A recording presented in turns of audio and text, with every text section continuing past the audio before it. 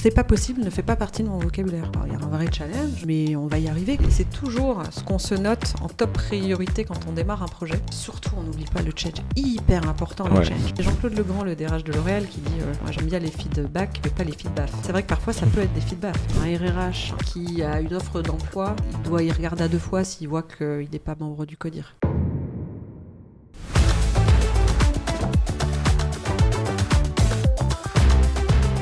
Bienvenue sur Dimension RH, c'est votre nouveau podcast dédié aux leaders RH actuels ou futurs qui veulent faire rentrer la fonction RH dans une nouvelle dimension. Et c'est pour vous aider dans vos projets et vos enjeux que nous invitons des explorateurs et des exploratrices du monde de l'entreprise à venir partager leur parcours de vie ainsi que leurs meilleures pratiques du monde RH. Bienvenue sur le podcast encore une fois et bonne écoute.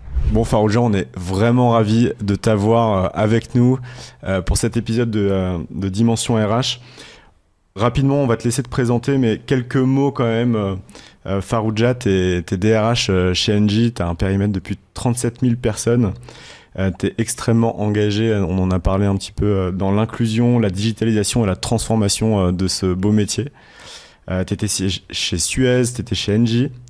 Et juste aujourd'hui, on va parler de ton parcours. C'est encore une fois très important pour nous de pouvoir avoir l'opportunité d'inspirer les leaders RH actuels ou futurs, les gens qui se posent des questions. Donc on va parler de ton parcours, on va parler de stratégique workforce planning, de stratégie autour des compétences, potentiellement de diversité et d'inclusion, ta vision par rapport à ça. Donc pas mal de choses, mais on va surtout commencer par te laisser te présenter, s'il te plaît. Bonjour Elise, bonjour Nicolas, merci de m'avoir invité sur ce podcast, je suis ravie pour ma part de passer ce moment avec vous et puis de partager ma vision des ressources humaines. Je vais démarrer par mon parcours puisque c'est ta question, donc j'ai un parcours... Je dirais classique, mais classique jusqu'à un certain point, c'est que je suis juriste, moi, de formation, donc j'ai fait des études de droit. Je m'apprêtais à être avocate, magistrate, en tout cas, c'était les espoirs que j'avais quand j'ai démarré les études de droit. Et puis, en fait, la vie m'a amenée à choisir un troisième cycle en droit du travail. Bon, j'aimais beaucoup ça, c'est quelque chose qui m'avait vraiment toucher ces relations du travail, les relations syndicales. Et donc, j'ai fait ce troisième cycle. Et surtout, j'ai choisi ce troisième cycle parce qu'il me permettait de faire une chose, c'est d'aller au Canada. Ok. Et donc, de passer quelques mois dans une université à Montréal qui s'appelle l'Université du Québec à Montréal. Okay. Et où j'ai passé des moments super. Et surtout, à ce moment-là, j'ai aussi beaucoup appris sur moi. J'ai appris que j'étais capable de prendre la parole alors que jusqu'à présent dans le système scolaire français, on nous avait appris surtout à apprendre par cœur, à bachoter, à recopier et pas beaucoup à avoir d'esprit critique ou de prendre la parole ou de s'exprimer, de se valoriser. Et au Canada, j'ai appris ça. Voilà, donc j'ai appris que j'étais...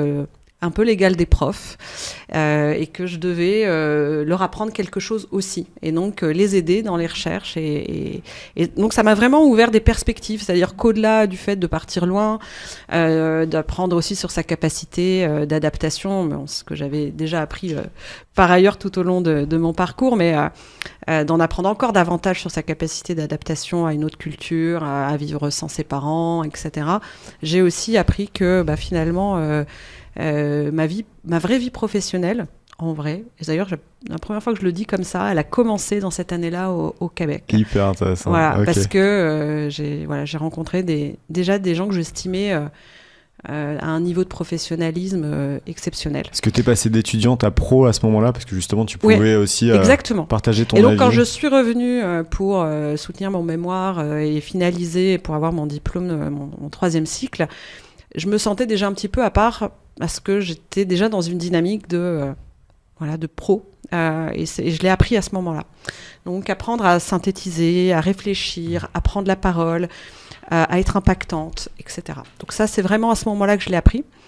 Et puis j'ai voulu tout de suite travailler, donc je me suis dit hors de question de continuer. Bon, déjà à titre personnel, j'avais besoin de travailler. Je viens d'un milieu aussi très modeste. Je viens de Roubaix, dans le Nord, qui est quand même connu pour être une des villes, voire la ville la plus pauvre de France.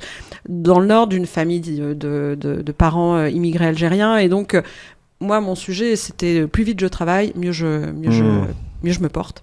Et donc, tout de suite après mon 3e cycle, j'ai postulé dans une usine qui s'appelle Toyota, près de Valenciennes. Ils avaient besoin d'un juriste en droit social. Et moi, à ce moment-là, je me pensais vraiment prête à être juriste en droit social. J'ai remplacé quelqu'un de plusieurs années d'expérience qui partait en congé maternité.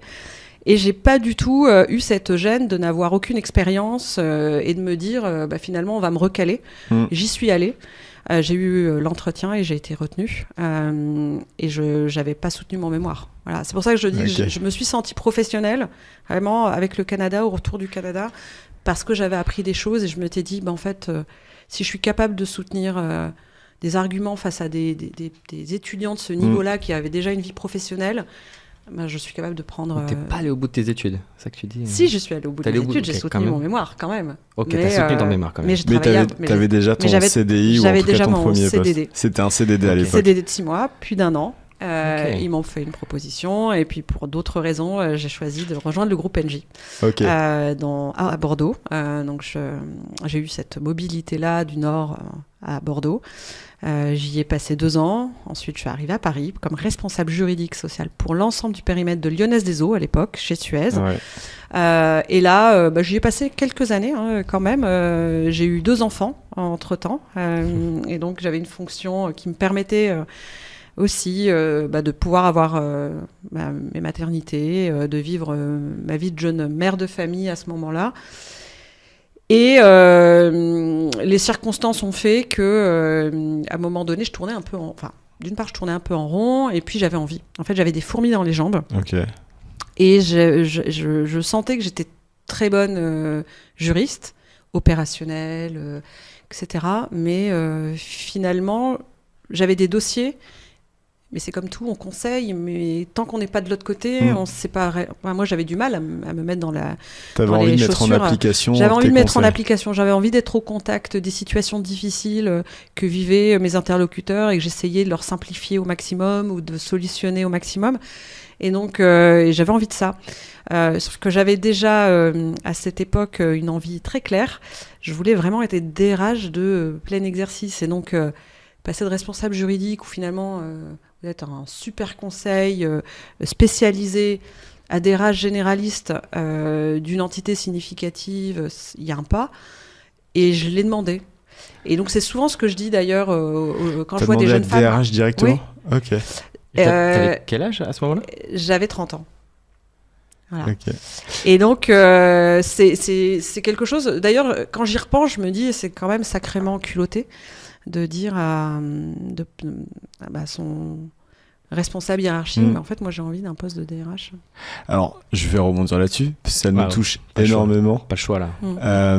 Nous, c'est aussi pour... vraiment, ce podcast, il est important pour nous, pour laisser l'opportunité aux jeunes RH de s'autoriser à se rêver à un poste à haute responsabilité, DRH ou autre. On donne des cours aussi à des étudiants en RH en M2, et à chaque fois, je pose la question, qui d'entre vous se voit DRH ou aimerait être DRH? Et j'ai très peu de mains levées, voire parfois pas de mains levées. Et à chaque fois, ça m'étonne, je me dis, est-ce qu'ils ne s'autorisent pas à le dire là aujourd'hui? Est-ce qu'ils ne s'autorisent pas à le penser? Ça a été quoi le moment où tu t'es vraiment dit, en fait, moi j'ai envie de faire ça? Est-ce que tu te souviens, tu avais une vision? Je m'en sentais capable. En fait, ça fait très immodeste de dire ça, et je suis tout le contraire d'ailleurs. Mais je m'en sentais capable. Au fond, maintenant, il y a prescription. Je l'aurais pas dit à ce moment-là, mais je me sentais vraiment capable d'être DRH. Je me sentais capable parce que j'avais envie et que ça faisait 7 ans que j'étais dans des fonctions de conseil, dans un bureau, pas sur le terrain, à pas voir des techniciens, des ouvriers, des vraies relations sociales. Avec le rapport de force que ça implique, trouver des solutions avec des managers, ça j'avais pas. J'avais cette relation hyper confortable d'être celle qui dit bon, vous pouvez faire comme ci, ou moi je pense qu'il y a un risque à faire comme ça. Et j'avais envie de me retrouver dans la situation où finalement c'est à moi aussi d'avoir cette responsabilité de prendre des décisions. J'avais envie de prendre des décisions, j'avais envie d'aider, j'avais envie faire partie d'un collectif. prendre part à un projet d'entité. D'aller un cran plus loin. Ouais. Donc je m'en sentais capable. Génial. Alors ça fait toujours quand même un peu peur, sortir de sa zone de confort finalement, parce que je m'en sentais capable, mais je savais qu'il y avait un petit chemin et qu'il y avait un risque, mais j'en avais très envie. Et à ce moment-là, donc le DRH de Lyonnaise des Eaux, que je remercie d'ailleurs au passage, Frédéric Henrion, il se reconnaîtra. Ah, Frédéric Henrion, qui est chez Safran maintenant ? Oui, qui est chez Safran. Ok, marrant, d'accord. Donc je le salue et je le remercie parce qu'il m'a donné cette opportunité de prendre ce poste de DRH de la Société des Eaux de Versailles et Saint-Cloud. Donc une société qu'on reprenait en gestion à 100% au sein du groupe Suez. Et donc j'ai adoré cette expérience. C'était ma vraie première expérience de DRH d'une petite structure de 150 collaborateurs où à ce moment-là, j'avais la prétention de me dire que je connaissais tout le monde, les collaborateurs, je savais où ils travaillaient, j'allais sur les sites, il y avait cette vraie proximité et puis le travail avec une équipe de direction, avec un directeur général, cette relation DG-DRH qui est intéressante, la relation avec les collègues aussi, trouver son positionnement, s'imposer dans une équipe où j'étais la seule femme à cette époque. Ok. Alors voilà, c'était une époque où... Dans une équipe de Codir ou dans une équipe RH ? De Codir, ouais. Équipe de Codir, où en fait la seule femme était la DRH. Déjà, t'étais au Codir. Déjà, j'étais au Codir. À l'époque. Ouais. Et alors, on ouvre J'avais juste une question avant de... Entre le moment où tu t'es dit je veux être DRH et le moment où tu l'as demandé, il s'est passé combien de temps ?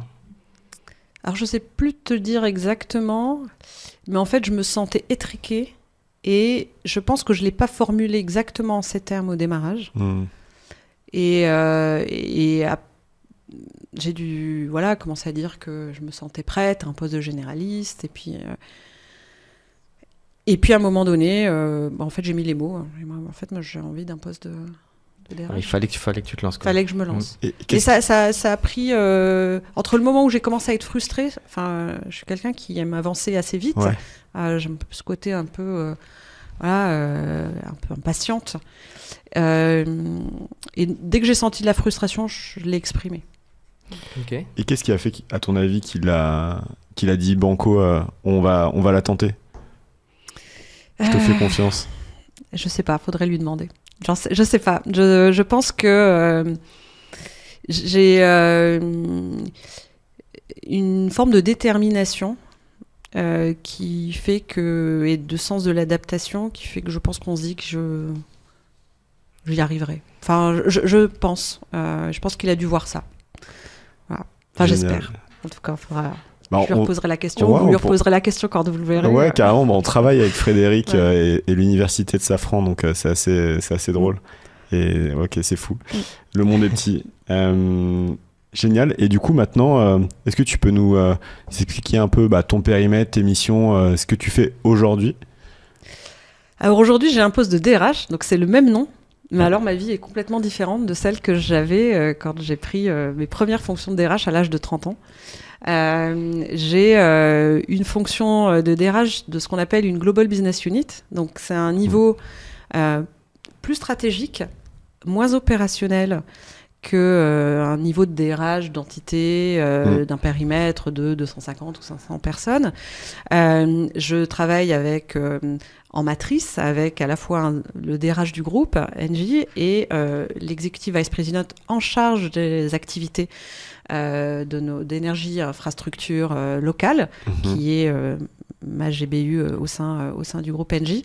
GBU, c'est Global Business Unit. Exactement, Global Business Unit, donc c'est Business Unit global, donc elle a une vocation internationale, plusieurs pays, 37 000 collaborateurs. Donc un scope... 30 ans, 250 personnes. Voilà. Aujourd'hui, 37 000. 37 000, voilà. Et en fait, c'est pas tellement la taille que la diversité des métiers, les localisations géographiques, et puis également ce mix entre des réalités locales qui sont dans mon périmètre, la vision globale et groupe. Donc je porte en fait une double responsabilité, à la fois comme membre de l'équipe de direction du DRH du groupe, et donc d'implémenter, de réfléchir aux politiques RH, de les implémenter, et puis également de veiller à la bonne adéquation en fait de ces politiques avec le business et les besoins du business au quotidien, et en même temps la partenaire RH du business pour faire en sorte que on puisse être les meilleurs, les leaders dans nos marchés, qu'on puisse recruter plus vite, qu'on puisse attirer les meilleurs talents, qu'on puisse développer les compétences dont on a besoin. Donc un poste complet, un peu moins opérationnel. Moi qui suis quelqu'un qui aime les opérations, entrer dans la réalité concrète, ça m'aide aussi à prendre un peu de hauteur sur les sujets. Et ma connaissance opérationnelle RH que j'ai construite depuis de longues années, finalement, elle m'aide à lâcher un peu prise sur ces sujets opérationnels tout en les connaissant, tout en posant les bonnes questions, en sachant où regarder. Donc il y a ce côté où on lâche un peu de contrôle, mais on en a finalement, parce qu'on a l'expérience, parce qu'on sait voir là où ça peut être à risque ou sensible, parce qu'on sait poser des questions et parce qu'on sait aussi s'entourer de DRH. C'est comme quand on devient manager de manager. Moi, je suis DRH de DRH, en fait. Et donc, j'ai des DRH qui ont des responsabilités un peu plus opérationnelles et pour lesquelles je me dois de les animer, 2, de les challenger, 3, de leur apporter le support, l'aide dont ils ont besoin, et 4, de veiller à ce qu'on déploie tout ce que l'on souhaite déployer. Voilà. Donc c'est un poste vraiment très différent. Et finalement, les compétences et les qualités que j'avais pour prendre un poste opérationnel de DRH, le premier poste que j'ai eu à 30 ans, et les qualités que je dois déployer aujourd'hui sur ce poste-là de DRH de la Global Business Unit Local Energy Infrastructure du groupe Engie, ça n'a rien à voir. Okay. Et alors, en fait, les compétences m'aident, celles que j'ai eues tout au long de ma carrière, mais en revanche, je dois déployer d'autres formes de compétences. Et justement, on voulait en parler un peu plus loin, mais je pense que ça vaut le coup de continuer sur ce sujet avant de rentrer dans l'opérationnel et des projets que tu as pu mener. Ça va être quoi les compétences importantes? Et j'ai même envie de poser la question, ce serait quoi la compétence que tu as développée le plus récemment, où tu t'es dit, tiens, ça, j'étais pas forcément... c'était quelque chose qui me paraissait peut-être un peu gros, ou alors je sentais que c'était quelque chose sur lequel il fallait que je me développe, et puis maintenant tu te rends compte que, ok, en fait, les faits et mes actions, mes interactions ont montré que, c'est quelque chose que j'ai pu développer et t'es content. La capacité d'influence, quand on n'a pas tous les leviers d'action. Alors, c'est-à-dire ? C'est-à-dire que j'ai eu plusieurs postes très opérationnels. On parle de ce premier poste de DRH, puis en plus j'ai eu des postes de direction de relations sociales à un certain niveau, périmètre de 20 000 collaborateurs dans le management des déchets, avec des relations sociales extrêmement conflictuelles, difficiles, avec des rapports de force très importants, puis DRH de structures à transformer. Et enfin, j'ai eu à manager des équipes de centres de services partagés. Donc, tout ça a contribué à me renforcer mes hard skills. J'ai une base de soft skills qui s'est aussi, qui a progressé au fur et à mesure des expériences, qui s'est affûtée, etc., qui s'est affinée ou qui s'est renforcée sur certains plans. Et j'avais quand même un élément où je pense que je n'étais pas encore complètement développée, c'est que j'avais besoin d'avoir les manettes pour agir. C'est-à-dire que pour prendre des décisions, pour impacter, donc avoir les responsabilités, avoir les périmètres, donc une gestion en fait d'un périmètre, d'un scope bien défini avec les leviers d'action. Et en fait là où j'ai vraiment accentuer ou accélérer en termes de montée en puissance sur ma capacité d'influence, c'est comment influencer une équipe, un collectif, sans avoir toujours les moyens de décider. Mais prendre des décisions parce que c'est pas votre périmètre d'action directe, vous êtes dans une matrice, vous devez travailler avec des collègues, et donc Donc c'est ma capacité à interagir et à faire valoir des arguments, et puis finalement aussi à tenir compte et avoir la vision des autres pour à un moment se dire en fait oui, ta décision elle est peut-être légitime, mais le point de vue de l'autre elle est tout important. Donc cette capacité à bâtir finalement un rapport gagnant-gagnant. Oui, et puis à faire valoir aussi des arguments, à influencer, qui n'est pas juste... Ouais, en fait, le sujet, quand je vous le dis, c'est pas tout à fait juste, c'est-à-dire que c'est pas forcément des arguments, c'est pas forcément toujours convaincre, parce que moi j'avais toujours la volonté de convaincre. J'étais quelqu'un qui aimait convaincre, parce que j'ai des convictions d'une part, et puis parce que j'ai envie d'avancer, féroce envie d'avancer, de faire avancer les sujets. Et en fait, j'ai mis un peu en deçà dans le curseur. La vie est un curseur permanent, c'est de le faire déplacer et d'avoir cette capacité à déplacer un curseur tout doucement vers la gauche ou vers la droite selon les situations. Et donc j'ai déplacé mon curseur de convaincre à un curseur de influencer. Et donc c'est différent de l'influence. Donc voilà, donc c'est vraiment ça. C'est une bataille en fait dans l'influence, c'est plutôt tu partages tes points de vue et tu fais en sorte qu'ils aient la bonne hauteur de vue, que le projet ait la bonne hauteur de vue pour être sûr de ne pas atterrir à côté, quoi. Oui, et puis moi je trouve que c'est assez noble d'influencer parce que tu influences aussi dans un esprit collectif. Convaincre, c'est très centré sur soi, finalement. C'est son point de vue qu'on souhaite forcément, auquel on souhaite faire adhérer les autres. Et l'influence, c'est aussi accepter d'être influencé aussi. Et de changer son point de vue, regarder les choses différemment et faire adhérer au maximum. Donc voilà, je trouve que là-dessus, spontanément, c'est celle-là, il y en a peut-être d'autres comme ça, mais... Juste envie d'ouvrir cette porte-là. C'est quoi ta sauce secrète pour influencer aujourd'hui, avec tout le recul et l'expérience que tu as ? L'authenticité. Je pense que si on est authentique et qu'on a d'une part...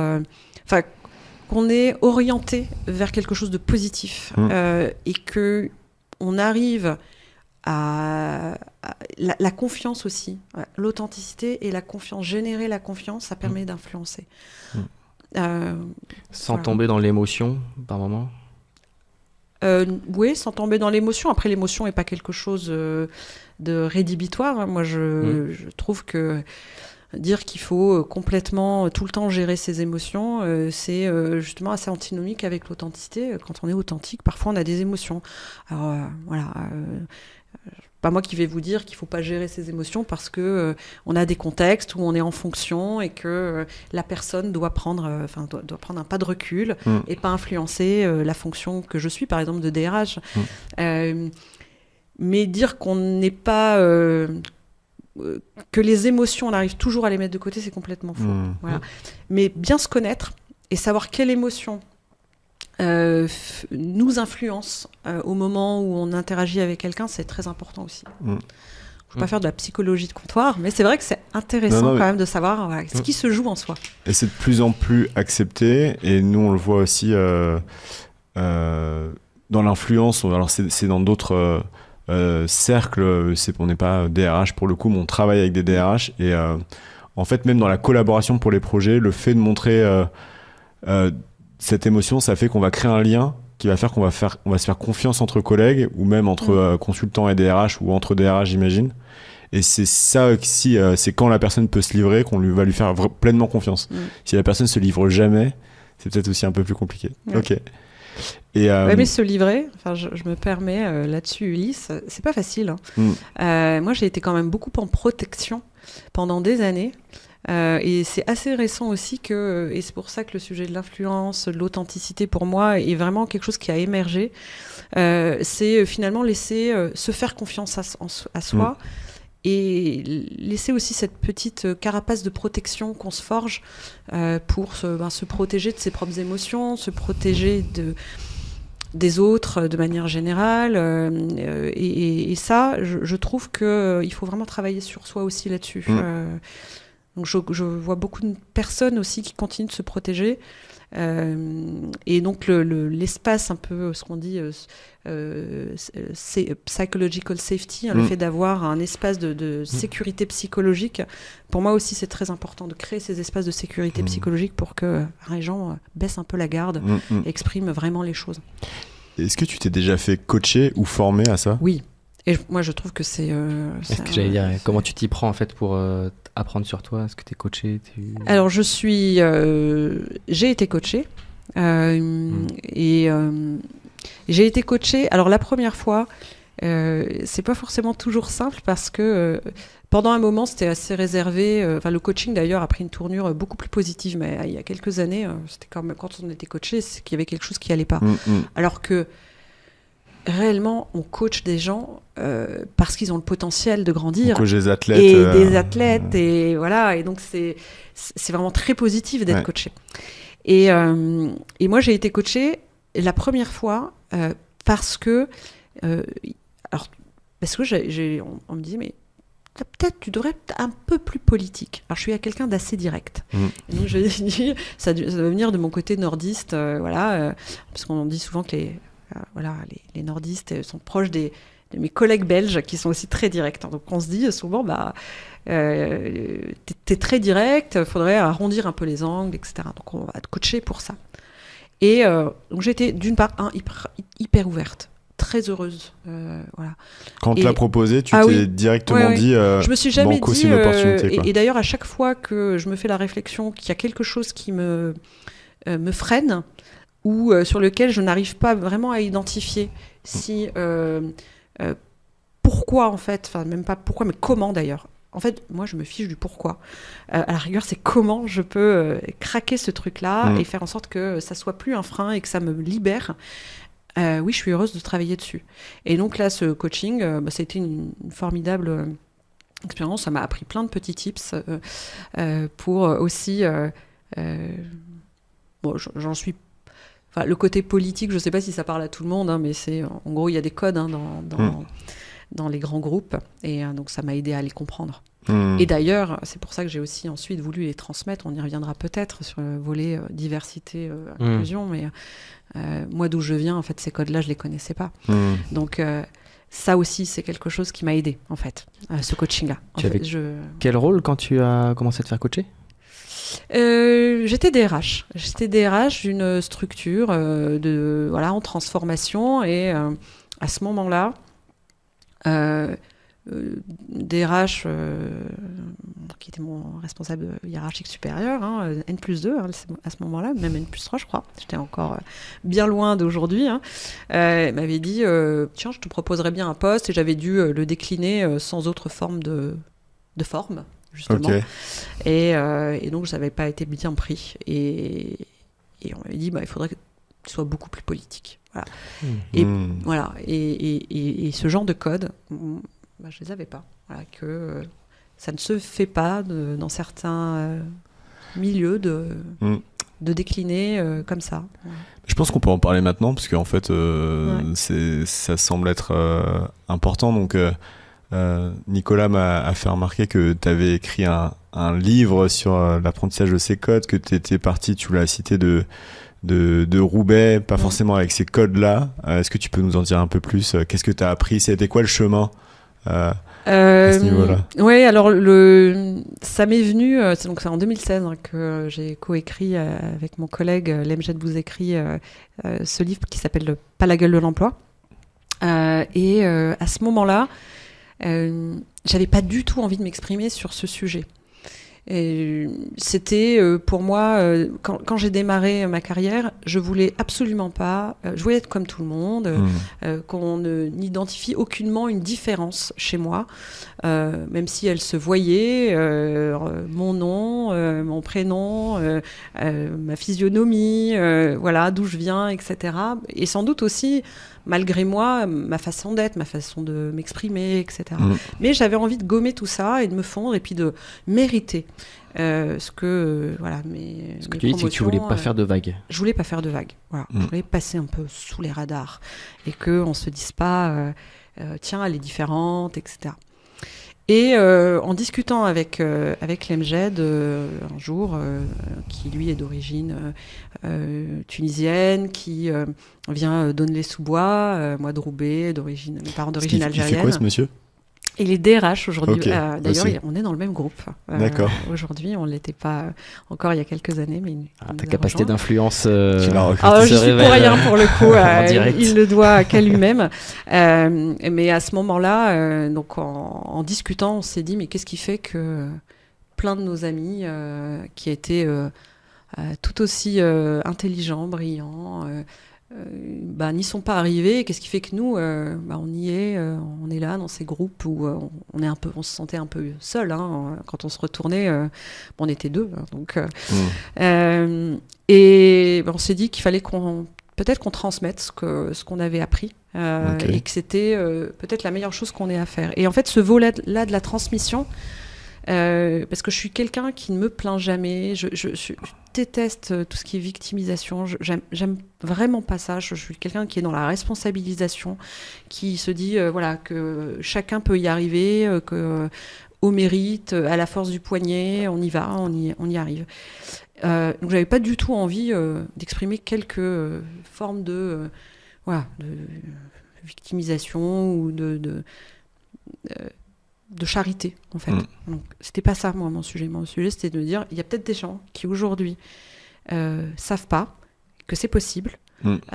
Et donc, si je peux faire en sorte qu'une personne qui m'écoute ou qui lit ce livre se dise, tiens, j'ai quelques clés qui me permettent d'y arriver, c'était... créer le déclic, même auprès de ces personnes-là. Ouais, exactement. Créer le déclic ou faire en sorte que... finalement, elles se disent, il n'y a pas de raison que ça ne m'arrive pas à moi. C'est quoi la recette qui a permis... Alors, il n'y a pas de recette. Je dirais qu'il y a plein de croyances limitantes qu'on peut avoir quand on est dans ces milieux sociaux. C'est quoi une croyance limitante ? Une croyance limitante, c'est de se dire que parce que on est dans un environnement, on ne peut pas aller au-delà. On se limite, on se dit en fait ces études-là elles sont pas faites pour moi. Tu te brides à ton insu. On s'auto-censure, où on a une petite voix, un petit virus mental qui dit en fait c'est pas fait pour toi, n'essaye même pas, tu vas y croire et tu vas être déçu, etc. Donc ces entreprises-là, non, elles embauchent pas des gens comme toi, etc. Donc c'est ça ce à quoi on a souhaité vraiment, apporter en fait un contre-exemple, lutter, montrer que c'était faisable. Ouais, parce que quand je t'écoute, toi tu as osé. Oui, j'ai osé. Ouais, j'ai osé. C'est un peu. T'as osé candidater. J'ai osé candidater alors que la personne que je remplaçais, elle avait 10 ans d'expérience. T'as osé demander un rôle de DRH après 7 ans. J'ai osé demander un rôle de DRH. J'ai osé le prendre aussi, parce qu'il faut aussi le demander, mais aussi il faut y aller, il faut le jeter dans le bain. Oui, il faut oser. Il faut oser. Et il faut aussi agir. Alors, en fait, je crois vraiment que l'action, c'est le meilleur des remèdes. Être passif. Et c'est pour ça que moi, j'ai ce côté aussi où j'aime agir, prendre les choses en main. Parce que je trouve que l'action est hyper... donne confiance. Elle est hyper... elle peut aussi parfois, malheureusement, pas toujours être couronnée de succès, mais... agir, c'est toujours avoir le sentiment d'avoir les choses en main, de pouvoir prendre en main son destin et faire en sorte que on ait une action et on est acteur, quoi. Voilà, c'est pour moi très important ça. Et donc dans ce livre, on donne des conseils, on décrypte les codes de l'entreprise, on dit que c'est possible, voilà, tout simplement. Donc, Et est-ce qu'il y a eu... t'as eu des rôles modèles ou est-ce que tu te souviens même quand tu étais petite, qu'est-ce qui a fait...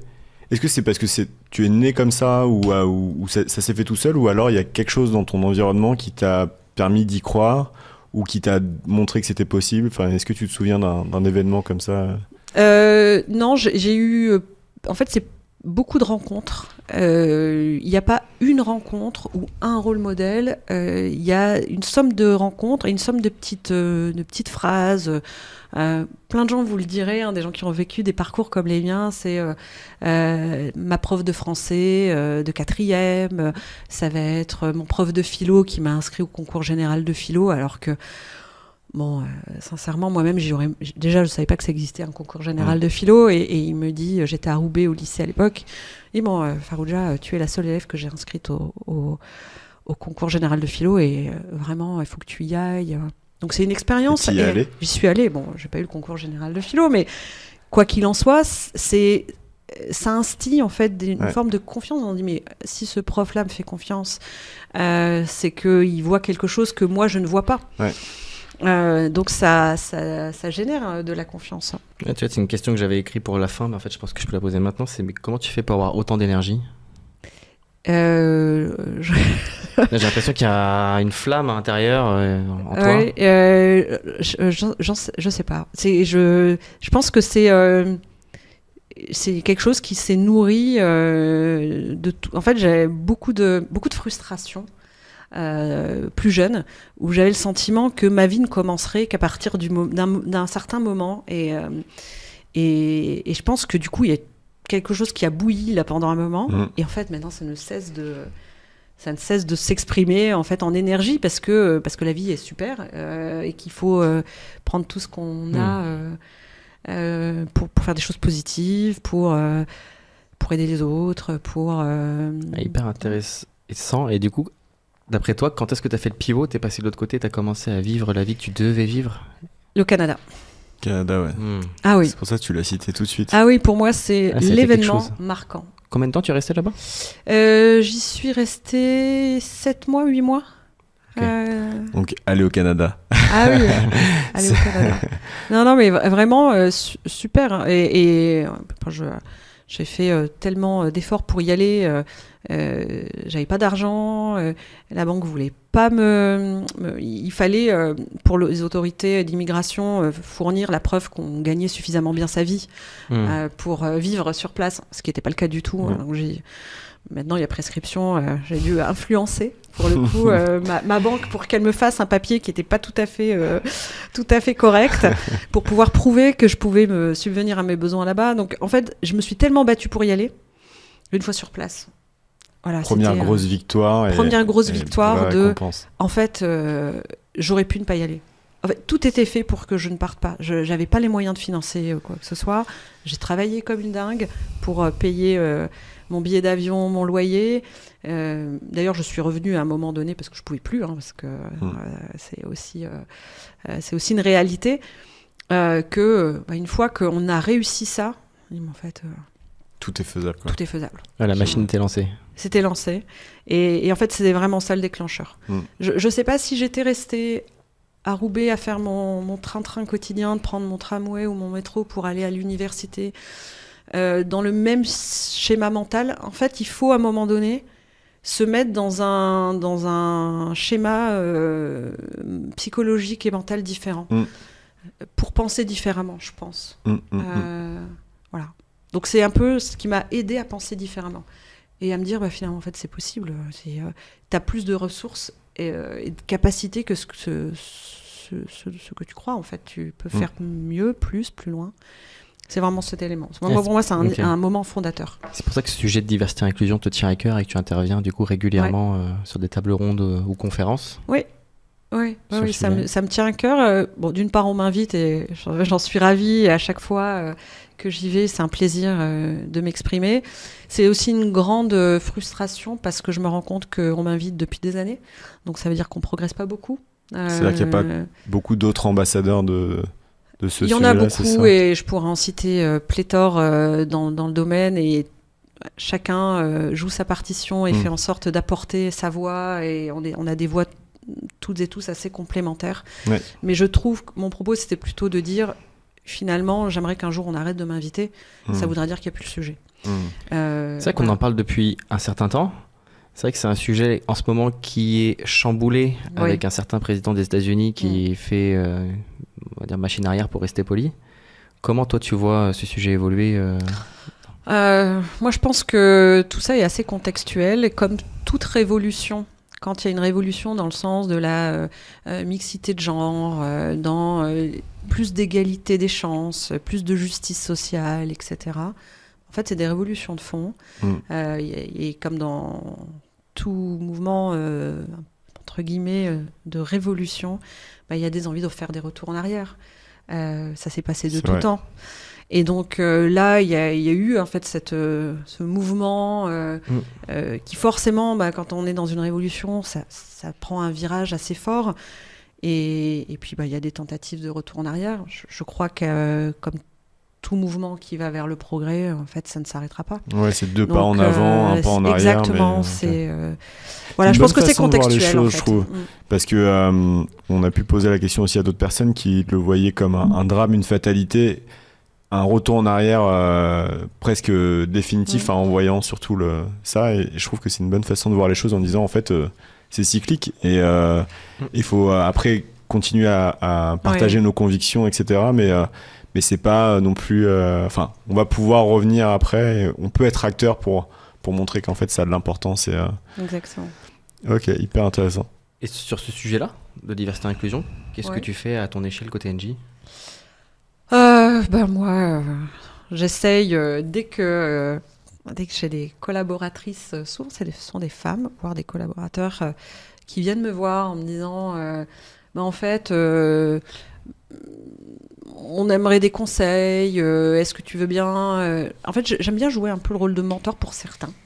Ça me plaît bien quand même, parce que je trouve que c'est ce côté où en fait c'est for free, quoi, c'est gratuit.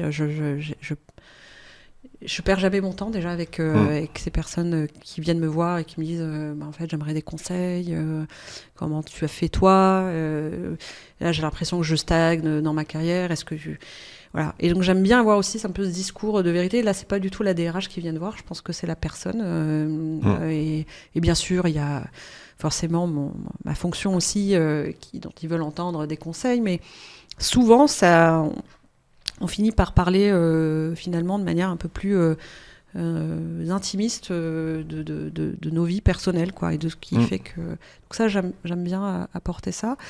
Et puis c'est de challenger aussi mes collègues, nos équipes. Quand on me dit c'est difficile, on peut pas recruter des femmes dans nos métiers, non, en fait, pourquoi et poser des questions. Enfin, moi, le impossible, c'est pas possible. Enfin, moi, je peux pas entendre. C'est pas possible. En fait, c'est pas possible ne fait pas partie de mon vocabulaire. C'est difficile. Il y a un vrai challenge, mais on va y arriver. Comment on y arrive? Et c'est ça. C'est comme ça que j'aime aussi moi questionner en fait mes équipes et l'écosystème finalement de l'entreprise. C'est plus un challenge, et puis de me dire tu peux pas me dire que c'est pas possible. En tout cas, et c'est quoi ta plus grande fierté sur ce sujet-là à NJ que tu as pu mener ou influencer, pour reprendre tes termes? Je sais pas si il y a un point en particulier. C'est tellement... En fait, je trouve que mettre en avant des petites victoires, c'est très bien. Donc moi, j'aime bien aussi mettre en avant le quick win qu'on a fait, parce qu'on a recruté une femme quand j'étais dans les métiers de digital, on était aussi très heureux de recruter des femmes qui venaient du métier de la tech. Ce sont des symboles. On a nommé des femmes directrices régionales là récemment. On a eu un changement d'organisation l'année dernière, et on a regardé, on s'est dit voilà, il y a ces femmes là et on prend un pari. Elles cochent pas toutes les cases et on les nomme. Elles en cochaient en réalité beaucoup. Ouais. Voilà. Et c'est souvent, moi ce que je dis souvent aux managers, c'est ouvrez vos chakras et arrêtez d'avoir la checklist du parfait candidat, parce que celle-là, cette checklist, en fait, elle vous limite. Et donc ça, par exemple, c'est une victoire. Le nombre de directrices régionales qu'on a pu faire progresser sur les dernières années. Sur les dernières années, par exemple. Ouais. Super. Et écoute, il y avait un autre sujet qu'on voulait adresser avec toi, c'est quand on a parlé, on t'a demandé quelle est ta teinte en tant que DRH, quel est ton marqueur. tu nous avais dit que tu aimais beaucoup accompagner les transformations sur un plan plus humain. Et tu nous avais dit que tu avais évolué. Avant, tu étais plus direct, peut-être plus business où il faut que ça avance. Et en fait, maintenant, tu nous as dit que les transformations, tu prends plus en compte l'aspect embarquer l'humain, être sûr que tout le monde est embarqué. Est-ce que tu peux nous en dire un peu plus ? Oui, alors ça date d'une expérience que j'ai eue donc juste avant de prendre mes fonctions au sein de directrice des ressources humaines de la GBU Local Énergie Infrastructure. J'étais en charge d'équipes de centres de services partagés RH. Donc les centres de services partagés RH, c'est des équipes mutualisées qui gèrent la paie, l'administration de la formation. On avait également mis en place des équipes de recrutement, donc des centres d'expertise de recrutement. Et regroupé 300 collaboratrices dans ces équipes-là. Et on a eu beaucoup de transformations. On a unifié le système de paye. On avait 10 systèmes de paye, on est passé à un seul. Wow, okay. On avait des difficultés aussi opérationnelles à gérer. Et puis une transformation aussi plus forte, puisque les équipes étaient habituées à travailler d'une certaine façon. Il fallait les faire travailler ensemble. Et ma première... Et là, je parle en tant que manager. J'étais manager. J'avais 2 casquettes. J'étais DRH et j'étais également manager de ces équipes. Et c'est là que j'ai appris, en fait, ce que c'était qu'un rôle de manager. Parce que quand on est DRH, on pense qu'on est manager d'une certaine façon. Mais en fait, on ne l'est pas. On gère des petites équipes RH et puis on conseille les managers, mais on n'est pas dans les chaussures du manager. Et moi qui suis quelqu'un de très orienté résultat, très impatient, j'ai eu à gérer la résistance au changement, j'ai eu à gérer des difficultés opérationnelles très, très concrètes. Et je me suis dit... et puis j'ai eu à gérer aussi des enquêtes d'engagement où je me rendais compte qu'en fait, les équipes ne me comprenaient pas. Elles ne comprenaient pas mes attentes. Elles avaient très certainement besoin que je leur parle autrement ou que j'entende ce qu'elles me disent. Et ça m'a beaucoup changé, ça, en fait. Vraiment, déjà, c'est pas très agréable, voilà, avoir ce retour-là. Donc, c'était des feedbacks 360 avec ton équipe. Oui, c'était des feedbacks, mais rien de grave. Hein. Enfin, je veux dire, des équipes qui étaient motivées, il n'y avait pas... mais pour moi, ça avançait pas assez vite et j'arrivais pas à comprendre pourquoi. Et en fait, ces feedbacks-là ont été très intéressants parce que ça m'a permis de me dire, en fait, si j'arrive pas à les embarquer dans un projet collectif, c'est pas en leur disant il faut être là. Moi, je pensais qu'il suffisait de dire voilà la cible, on va y aller et youpi, youpa. Et en fait, pas du tout. Il faut donner du sens. Il faut se réunir. Il faut travailler concrètement sur les actions à mettre en place. Il faut que les personnes se sentent, empowerées, à jouer leur plein rôle dedans, et que c'était une réussite collective, pas juste la réussite de quelques personnes qui auront réussi la transformation. Et ça m'a beaucoup marqué. J'avais eu à gérer des transformations en tant que DRH. C'est pas pareil, là, il faut... Le patron, le DG et le COMEX, le comité exécutif de l'entité décide d'une transformation, le DRH la met en musique, l'orchestre, pour que ça se passe bien. Oui. Là, quand on est manager, c'est sa propre transformation. C'est les équipes qu'on souhaite embarquer. Moi, puis à titre personnel, je souhaitais qu'elles soient heureuses, ces équipes, qu'elles soient contentes de l'orientation qu'on avait choisie, en fait. C'est pas forcément toujours le cas. Voilà. C'est un message, je pense que j'aimerais partager parce qu'on a vu plusieurs cas de figure. On accompagne pas mal de DRH dans la réorg de leur département pour aider à aligner. Parfois, c'est pour aligner tout le monde derrière une vision. Parfois, c'est pour co-construire la feuille de route. Parfois, c'est parce que c'est des nouveaux DRH qui arrivent. Et il peut y avoir... il y a un changement dans l'équipe. Donc, ne serait-ce que parce qu'il arrive, parce qu'il y a un style de management qui est différent. Nous, ce qu'on aime bien faire, c'est des journées d'intégration de managers où, en gros, un mois après qu'ils soient arrivés, on organise une rétrospective où les gens de l'équipe peuvent donner des feedbacks à leur nouveau manager et c'est avec un protocole assez intéressant. C'est qu'est-ce que vous savez de votre manager, qu'est-ce que vous savez pas, de quoi vous avez besoin pour être managé, etc. Et on voit 2 cas de figure. On voit... souvent, quand on intervient comme ça, c'est qu'il y a, on sent que dans l'équipe, il y a besoin d'avoir un externe qui vient un peu être un tiers de confiance et pour faciliter les échanges. Et il y a des fois où les équipes partagent leur feedback et le manager ne les entend pas du tout et ne les réceptionne pas du tout. C'est-à-dire les esquive totalement. Et là, c'est la catastrophe. Enfin, on voit les équipes se décomposer en séance et là, on se dit non, mais c'est pas possible. Et heureusement, la plupart des DRH, aussi parce qu'on les coach, on les prévient en amont, c'est dans tous les cas, les feedbacks, ça va être des cadeaux. Il faut surtout pas les esquiver. Et c'est là où on va pouvoir dire ah bah j'avais pas réalisé ça, etc. Et c'est un peu comme le coaching. Moi, j'engage vraiment les futurs leaders RH à, si on vous propose du coaching ou si vous avez l'opportunité d'avoir des feedbacks de vos équipes, mais allez-y comme une opportunité de fou, même si c'est pour vous développer vous, en fait, même pour prendre plus d'envergure, etc. Si on le fait pas, nous, on a vraiment le sentiment que ça va être très compliqué après pour les équipes, et en tant que leader, ça va avoir une teinte trop dure. C'est évident que le feedback est un cadeau, qu'il faut le prendre comme tel. C'est pas toujours facile. C'est Jean-Claude Legrand, le DRH de L'Oréal, qui dit moi j'aime bien les feedbacks, mais pas les feedbaffs. Et c'est vrai que parfois ça peut être des feedbacks. C'est-à-dire on se prend le retour en fait comme un peu une claque. Et c'est pour ça que je disais tout à l'heure que si on se connaît bien, si on est aussi confiant en ses capacités d'intégrer ce feedback, moi je pense qu'on est hyper plastique en fait. On est capable, c'est un peu le mindset, le fameux growth mindset, cet état d'esprit où on se dit en fait on ne sait pas encore, on n'a pas encore fait. Et on est capable en fait de faire. On peut toujours apprendre. Et un feedback, c'est aussi une opportunité d'apprendre et de faire autrement. Et là-dessus, moi, je suis plus qu'ouverte à continuer à apprendre sur moi-même et à m'améliorer. Et donc, ça a été un moment assez important pour moi d'être manager de ces équipes-là, des équipes qui ne fonctionnaient pas comme moi. Qui avait aussi, ça m'a aussi appris à communiquer différemment aussi avec des équipes qui n'ont pas le même niveau de communication. C'est-à-dire que moi, je suis une communicante straight to the point. Je communique, voilà. Et j'ai des personnes qui avaient besoin que je leur donne un peu le détail de la route, les étapes.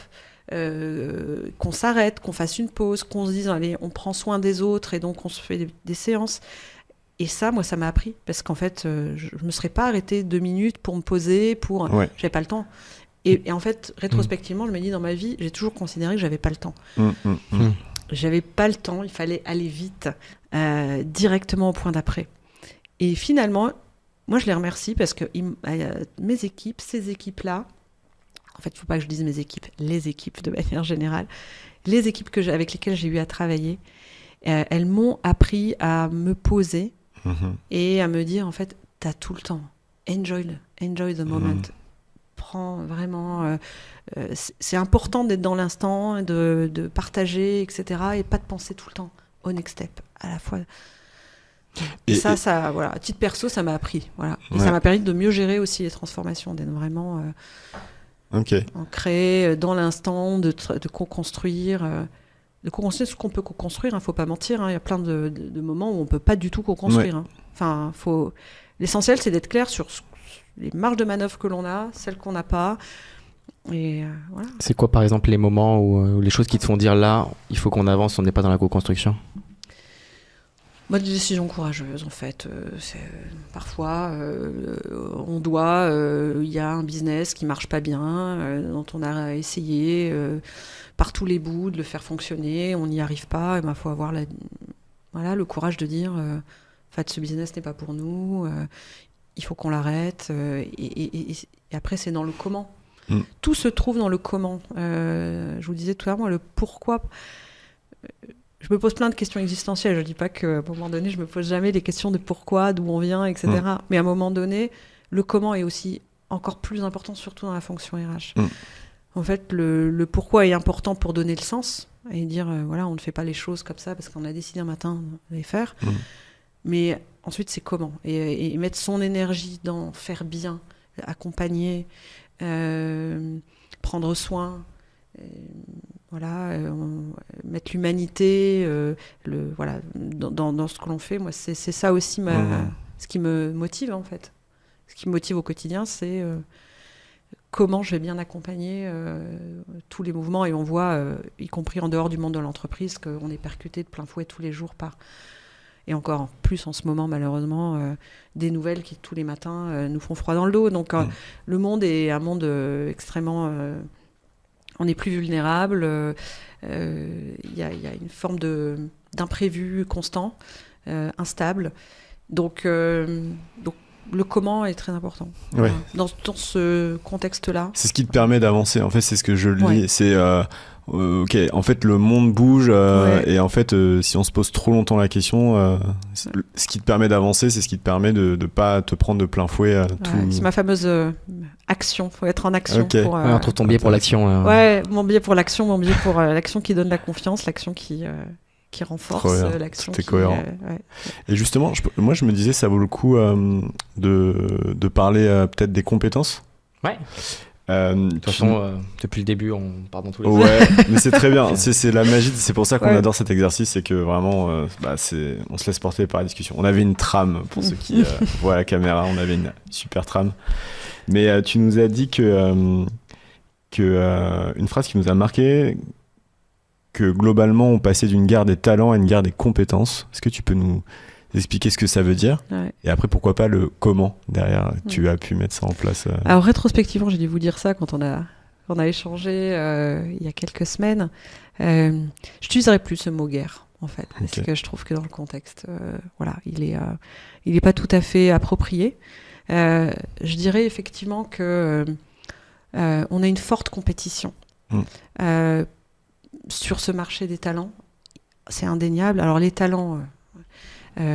en France, c'est vu comme de manière assez élitiste, mais tout le monde est un talent en fait. On a tous des talents de toute nature. Et donc, les entreprises ont besoin de personnes talentueuses qui vont accompagner leur développement, leur croissance, leur transformation, les aider à anticiper, etc.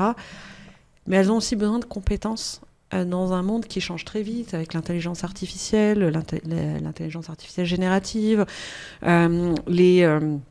des business models qui pivotent, qui se transforment à une vitesse grand V, des personnes qui maîtrisent aussi des compétences extrêmement techniques. Dans les métiers de l'énergie, on a des métiers très techniques. Et moi, je me rends compte régulièrement que c'est très difficile de trouver des personnes qui ont les compétences ou qui s'intéressent finalement à des compétences métiers très techniques. On a orienté tout un discours autour finalement des soft skills, des métiers un peu high level.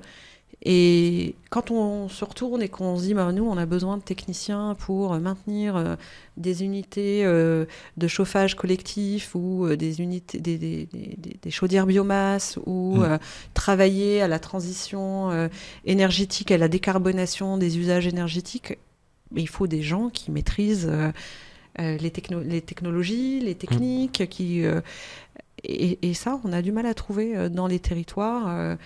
Et c'est très dur. Donc, je pense que l'entreprise doit être beaucoup plus proche aussi du monde de l'éducation nationale pour, ou alors aussi parfois se développer aussi des moyens de monter en compétences ou de former plus rapidement aux technologies les personnes, parce que on a plein de talents, mais il faut qu'ils soient sur les bonnes compétences.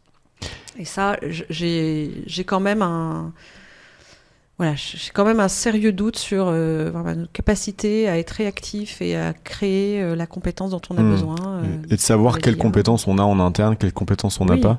Ouais. Et justement, ça c'est le grand sujet du moment. Tous les grands groupes du CAC 40, on en a accompagné certains, sont en train de mettre une stratégie tournée autour des compétences. Alors, pour avoir discuté avec plein de boîtes de secteurs différents, à chaque fois, il y a mille et une manières d'adresser ce sujet, parfois avec des référentiels, parfois sans référentiels, parfois autour de la formation, parfois autour de la mobilité, parfois intégrer les compétences dans le recrutement, etc. Est-ce que vous avez testé des choses ? Qu'est-ce que vous avez testé ? Qu'est-ce qui marche ? Dans le contexte d'Engie ? Alors, on a testé il y a quelques années, il y a un peu plus de 5 ans, une solution avec une start-up où vous téléchargiez votre CV et, sur la plateforme et ça vous retranscrivait les compétences associées. Parce qu'en fait, on a une façon de valoriser son parcours en France, c'est qu'on valorise l'expérience. Donc, les postes que l'on a occupés, l'expérience, et pas du tout les compétences qu'on a acquises. Il n'y a aucun CV qui est... Enfin, il y en a aujourd'hui de plus en plus qui mettent un niveau de compétence avec une façon de visualiser j'ai tel niveau de compétence dans tel domaine. À mon époque, c'était Word, Excel. Voilà, exactement. Mais c'est très restreint finalement, en fait. Et les compétences, il y en a beaucoup. Et donc, on s'est dit, on va valoriser ces compétences-là et on va aussi pousser nos collaborateurs et leurs managers à aussi évaluer le niveau de compétences acquises. L'outil il embarquait de l'intelligence artificielle, il faisait ça très bien. Il disait qu'à partir du moment où vous aviez passé X années dans tel domaine juridique, par exemple, donc vous étiez très bon juriste dans tel domaine du droit, mais si vous ne l'aviez pas exercé pendant 5 ans, votre compétence avait... Ok, ils allaient quand même assez loin. Ils allaient assez loin en disant une forme d'attrition, et donc si vous voulez continuer à être un excellent juriste, il faut vous... Oui, il y a une date d'expiration. Une date d'expiration, en fait, les compétences, comme tout, elles expirent à un moment donné, on n'est pas compétent toute sa vie dans le même domaine, et tout comme on accroît ses compétences au fur et à mesure. Et donc, ça permettait d'une part de donner une cartographie à l'organisation, à notre groupe Engie, c'était chez Engie. Et en même temps, ça permettait de donner de manière extrêmement valorisante une vision aux collaborateurs des compétences dont ils disposent et dont ils n'ont pas forcément toujours conscience. Ça leur fait une photo à l'instant T. La gestion de projet, en fait, on voit dans ce que tu as mis dans ton CV que tu as géré des projets. Donc, la gestion de projet, tu peux en faire demain dans d'autres formes de postes. Ça fait partie des compétences particulièrement transverses. Exactement. Tiens, tu maîtrises l'allemand, on recherche des personnes, on veut développer un business en Allemagne qui parle allemand, et voilà, c'est super. Aujourd'hui, c'est très dur d'aller, quand moi on me demande en tant que DRH, mais tu peux nous trouver des personnes, on veut envoyer une équipe projet dans tel pays, il faudrait que personne parle telle langue. C'est très dur. Voilà, on a des... Ouais. Les gens peuvent déclarer, bien sûr, dans notre système d'information RH, les langues qu'ils maîtrisent, mais ils ne le font pas forcément toujours. Et donc, c'est très dur de savoir quelles sont les compétences dont on dispose. Et donc, ça nous a aidés. C'était une expérimentation il y a 5 ans. Ouais. Et on a vu aussi qu'il y a eu beaucoup d'expérimentations et la difficulté, c'était de l'intégrer dans les processus RH. Mais c'est tout à fait que ce soit utilisé. Et du coup... Mais en fait, nous, on l'a fait... ça a été utilisé 3 ans, donc c'était une expérimentation, mais en réalité on l'a mis en œuvre dans le périmètre dont j'avais la gestion des ressources humaines, parce qu'on avait un gros sujet ça s'appelait à l'époque, on n'était pas sur l'IA, mais c'était sur la RPA, donc robotisation des process, automatisation des processus comptables notamment, et donc une crainte de plein de nos collègues de la comptabilité de voir leur job complètement disparaître. Donc on s'est dit, on va vous aider à... déjà, on avait fait à l'époque un strategic workforce planning, où on avait... Qu'est-ce que ça veut dire ? Est-ce que ça, c'est un terme technique ? Alors oui, c'est un terme... Qui fait très consultant ? Oui, qui fait extrêmement consultant. Et c'est pas mon genre d'employer des termes de consultant, donc je vais vous le décrypter assez vite.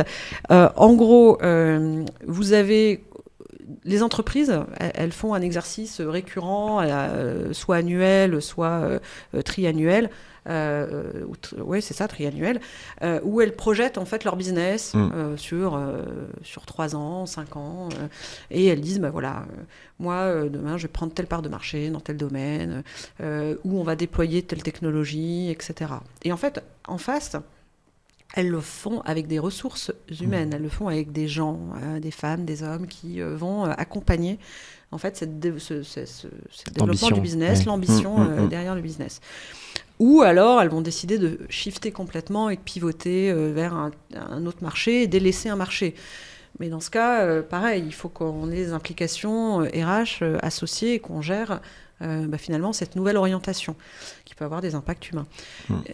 Et donc, associé à ça, moi, je l'associe complètement en fait à cet exercice de ce qu'on appelle le plan moyen terme, d'avoir de façon stratégique. Alors, vous avez le workforce planning, c'est-à-dire une vision quantitative où on projette en disant si on va sur telle part de marché, si on développe tel métier, ça va avoir tel impact sur nos ressources. On va être 2 fois plus, 3 fois plus, ou on va au contraire être 3 fois moins. Enfin voilà. Donc c'est la première chose. Par métier. Ou par métier. On va être beaucoup plus nombreux sur tel métier, beaucoup moins sur tel autre.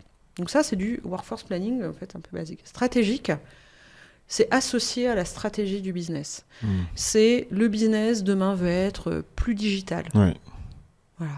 Et qu'est-ce que ça implique en termes de transformation, des compétences associées? Est-ce que on doit former tout le monde, jusqu'où on forme à telle dimension digitale, à l'intelligence artificielle par exemple, ou alors à une nouvelle technologie qui débarque dans les métiers, par exemple de l'énergie? Est-ce qu'on est sûr que toutes nos équipes... Moi, par exemple, aujourd'hui, j'ai un sujet majeur qui m'occupe et qui me prend de la bande passante dans mon esprit. C'est que le gaz est forcément une énergie carbonée et donc nous, on est un acteur de la décarbonation et on va vers le net zéro carbone à horizon 2045.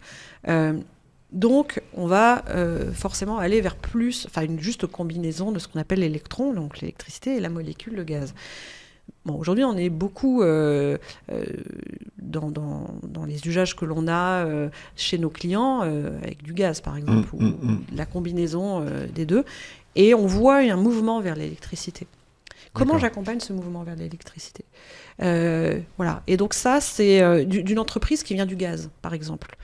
Historiquement, qui vient du gaz et qui doit aller vers l'électricité. Et là, ça joue des leviers de stratégique. C'est quelque chose qui est très stratégique. Tout comme on voit bien que ce qui est très important pour nos clients, c'est de gérer cette flexibilité dans l'usage de l'énergie pour pouvoir utiliser l'énergie, la meilleure énergie au bon moment. Si je la fais simple. Et donc, comment j'accompagne nos équipes à être aussi, qui jusqu'à présent n'avaient pas ça dans leur esprit, de l'intégrer dans leur mode de travail, dans leurs connaissances, dans leurs compétences. Donc, ça, c'est stratégique. Donc, d'où le stratégique workforce planning. Donc, on associe les deux. À la fois un horizon de temps, 3 ans, qui permet de projeter des effectifs, des compétences, des plans de formation, etc. Et à la fois le domaine stratégique où on se dit, si on regarde non pas à 3 ans, même si ça va commencer à s'amorcer dans les 3 ans, mais beaucoup plus loin, il faut vraiment qu'on intègre telle dimension en termes de compétences, ou qu'on transforme nos équipes. Voilà. Et ça, c'est des choses que tu as faites il y a 3 ans ?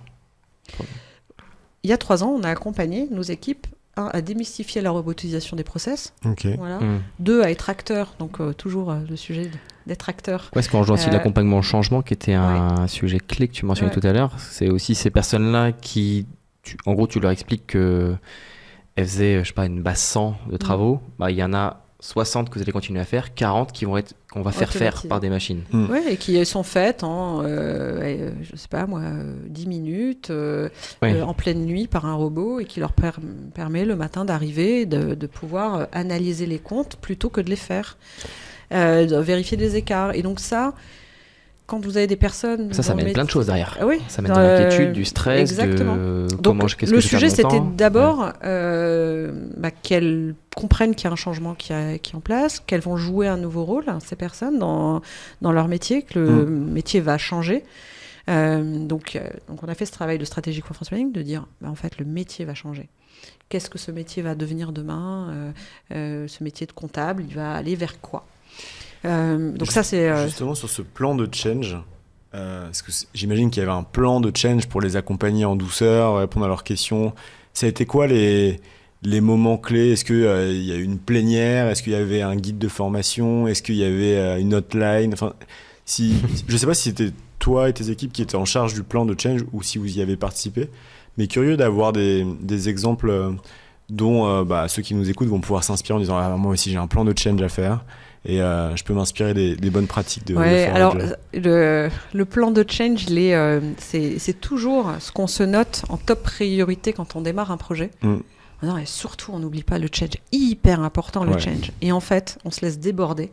Et la communication. Et la communication, exactement. Et on se laisse déborder parce que il y a des sujets de techno, surtout quand on fait des migrations informatiques, etc.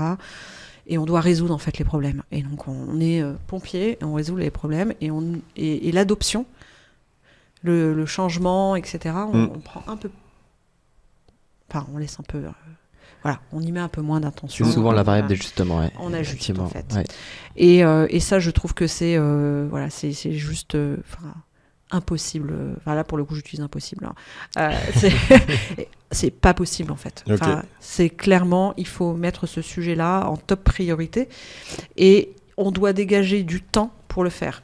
Donc, par exemple, là, je suis sur un projet de transformation important et on a un plan de communication qui est séquencé. C'est-à-dire qu'on sait qu'à certains moments, il faut qu'on parle parce qu'on ne parle jamais trop.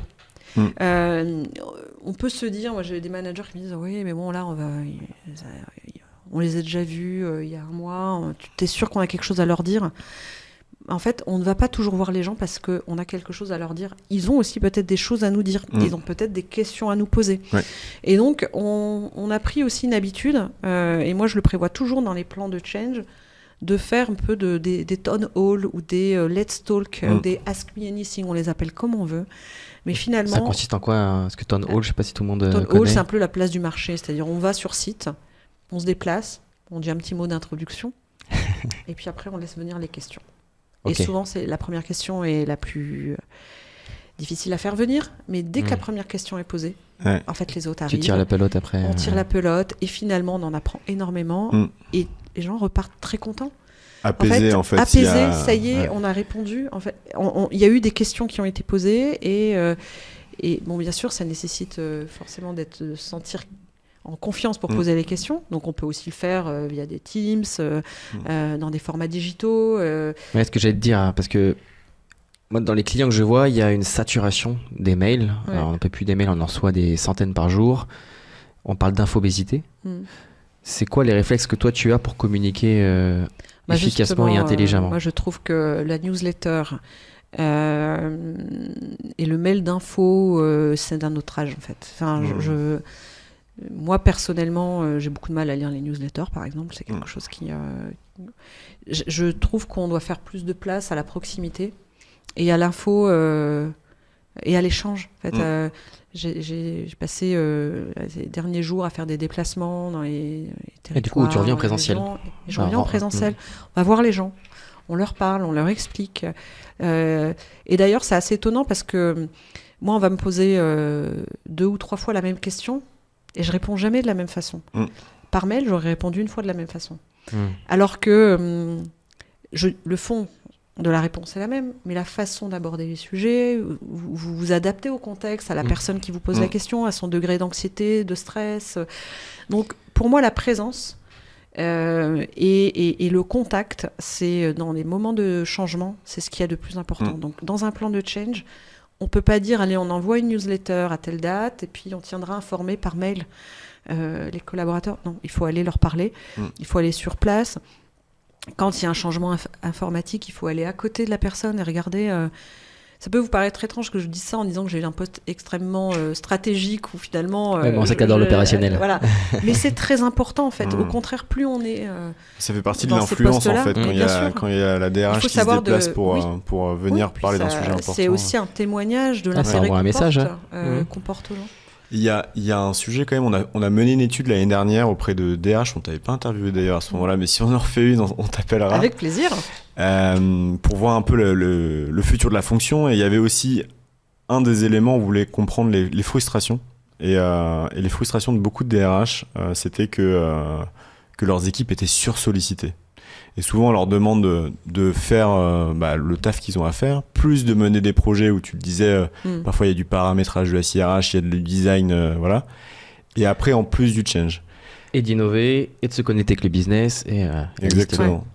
Comment est-ce que... Parce qu'en fait, faire du change, ça demande du temps, ça demande de l'expertise, c'est une compétence particulière qu'on n'apprend pas forcément sur les bancs de l'école. Enfin, maintenant oui, parce nous aussi, on donne des cours sur ce sujet de transformation et de change. Mais ça reste quand même quelque chose qui est un peu nouveau dans la fonction. Comment est-ce que tu t'y prends, toi, quand tu as une grosse transformation? Est-ce que tu fais appel à l'externe? Est-ce que il y a une cellule de change à laquelle tu fais appel? Est-ce que c'est tes équipes qui font directement le change? Qu'est-ce que tu as observé? Tout dépend à quel moment on se situe du changement. Quand on est dans des phases de design, je trouve qu'avoir un regard extérieur, ça apporte. Ça permet de nous aider à structurer notre pensée, à voir différemment, etc. Après, quand on est dans la mise en œuvre du changement, je trouve qu'on est toujours mieux quand c'est complètement embarqué par les équipes, que ce soit les équipes managériales, les équipes RH, les équipes de communication, les équipes informatiques aussi, parce que très souvent, elles ont un rôle aussi à jouer. On les oublie assez souvent, mais c'est hyper important, l'IT. Et donc, comment on embarque tous ces acteurs-là. Et donc, ça, c'est clé et je délègue ça à personne. Je considère que c'est d'ailleurs notre propre... On oublie souvent que dans la conduite du changement, il y a aussi le propre changement pour les managers. Ouais. On pense parfois que en fait, un manager, c'est pas un salarié comme les autres. Un manager, c'est un salarié comme les autres. Il a aussi sa propre courbe du changement à monter et à aborder. Et donc... il faut aussi qu'on s'occupe des managers dans la période de changement. Et donc, c'est le moment là où on se focalise sur eux, on se focalise sur nous, qu'est-ce que ça veut dire, et on met en place. Et donc là, pour moi, il n'y a pas d'externe. Voilà. Donc, c'est vraiment complètement interne. Après, du coup, j'ai perdu la suite. La question que tu me posais. Tu mets le doigt sur la population clé, qui est les managers, notamment management intermédiaire. Comment est-ce que tu arrives à embarquer ce public-là qui est par définition ultra sollicité et de base dans le rouge, mais qui est tellement clé pour mener à bien des transformations. Et nous, ce qu'on observe, c'est quand on leur demande des choses à ce public-là, c'est OK, mais contrainte. Pour moi, tu as une contrainte, tu veux me faire changer quelque chose que moi j'arrive à faire, je suis déjà dans le rouge au quotidien, donc contrainte, j'ai pas envie. Je vais faire le lien entre vos deux questions parce que je me suis rappelé de la question que tu voulais me poser, fantastique. Qui était liée au RH et à la multiplicité finalement des demandes, et en fait je ferai le parallèle entre les deux.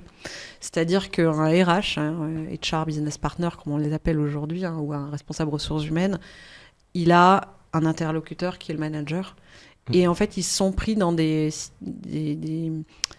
injonctions parfois contradictoires l'un et l'autre, et je trouve qu'ils ont pour le coup des similarités dans la façon de fonctionner, c'est-à-dire qu'on leur demande, c'est un peu le généraliste à qui quand on ne sait pas qui doit porter tel sujet, on se dit c'est facile, c'est le manager ou c'est le RH.